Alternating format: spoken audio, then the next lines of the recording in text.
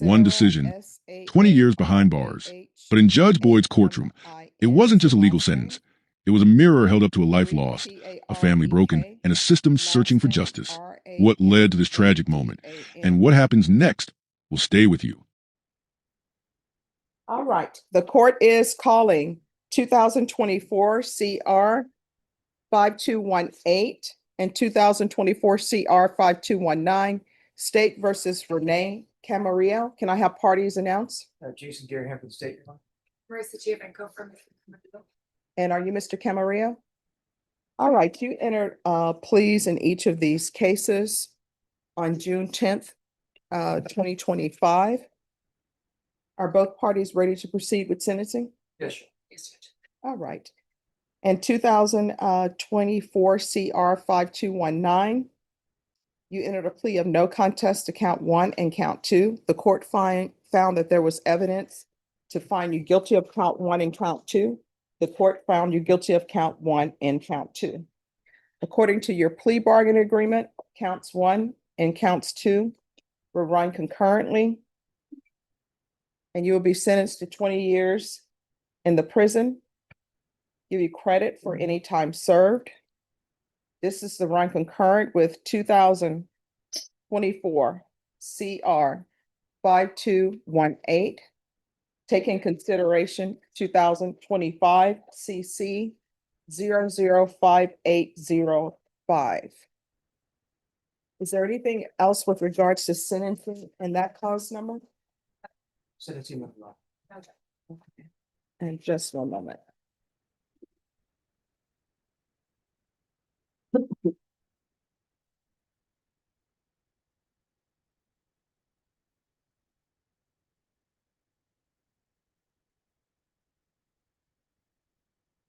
Also, there is to be no contact with the following persons: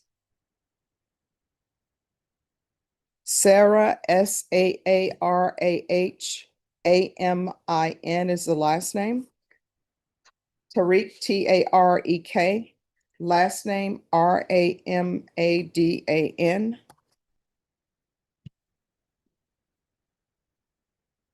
All right, and that cause number, did you review the document entitled Trial Court Certification? I'm sorry, one other thing. With regards to sentencing, there's an affirmative finding of deadly weapon in count 1 and an affirmative finding of a deadly weapon in count 2. In that cause number, did you review the document entitled Trial Court Certification of Defendant's Rights to Appeal with your attorney? Did you understand it and sign it? All right, because this is a plea bargain agreement, because I followed your plea bargain agreement, and because you waive your right to appeal, you do not have the court's permission to appeal. Because this is a felony conviction, you're not allowed to own or possess any weapons or ammunition. If you have a question over what a weapon or ammunition is, you'll need to speak to an attorney. Do you understand? Do you have any type of drug issues? Okay. And then in cause number 2024 CR 5218, you entered a plea of no contest to count 1, murder. The court found that there was sufficient evidence to find you guilty, and the court found you guilty. The court will sentence you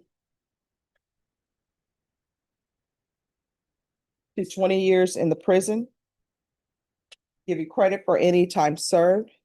This is run concurrent with 2024 CR 5219. And taking consideration 2025 CC 005805. And there's an affirmative finding of deadly weapon. All right, did you review the document entitled Trial Court Certification of Defendant's Rights to Appeal with your attorney? Did you understand it and did you sign it? You need to speak up. All right, because this is a plea bargain agreement, because I followed your plea bargain agreement, and because you waive your right to appeal, you do not have the court's permission to appeal. Because this is felony conviction, you're not allowed to own or possess any weapons or ammunition. If you have a question over what a weapon or ammunition is, you'll need to speak to an attorney. Do you understand? All right, we can go off the record. How old are you? All right, you're 18. Any time that somebody serves is a lot of time. Many things can happen at the prison. Do not become institutionalized at the prison. You need to realize that you're where you are now because of your actions. I understand with the murder case, the way it's charged, which is legally a way it can be charged, because you were evading, you actually didn't hit the person in the crosswalk. The police actually hit that person chasing you, right? And so when you're sitting at the prison, you're probably going to start thinking, I shouldn't be here. Other people are going to start talking to you saying, you should have done this and that. But what I can tell you, that's the law, right? So at the prison, you can still get your education. At the prison, you can get some kind of trade so that when you're released from prison, you have some ability to get work. And it's going to be hard for you to find employment because you've been to prison. That's why you need to learn a trade at the prison. I don't know if they still do welding at the prison or not. I had one client who went to prison. He ended up becoming a welder. And there was such a high demand for welders, even though he had been to prison. When he was released, he ended up making more money than I made as an attorney. All right. So there's something you can do with your life, but you need to start thinking about the people you hang around with and how you find yourself to be in the situation that you're in. You understand? So there are two people who are going to be speaking to you, and this is called a victim impact. So they're going to tell you probably how this has impacted their life. I want you to listen and internalize what they're saying, okay? All right. Watson and Simmons. Let me see if we can get them. Would you call them, please? Because they're in the, here they are. Yeah, I'm here. All right, you can show your video if you want to show your video, but you don't have to show your video. Are you able to see Mr. Camaro? Yes. All right. If you want to show your video, you can. If you do not, you don't have to. And you can begin whenever you're ready to begin. Okay. So my name is, I am the eldest daughter of India Watson. She was one of the victims. She was the victim that actually lost her life, a pedestrian crossing the street. My mom was only 47 years old, with 3 kids under the age of 30 and 12 grandchildren at the time. When I received the call of her death, I was 34 weeks pregnant, and my sister was about 26 weeks pregnant. She never had an opportunity to meet those babies. She would never get to see her grandchildren graduate from college.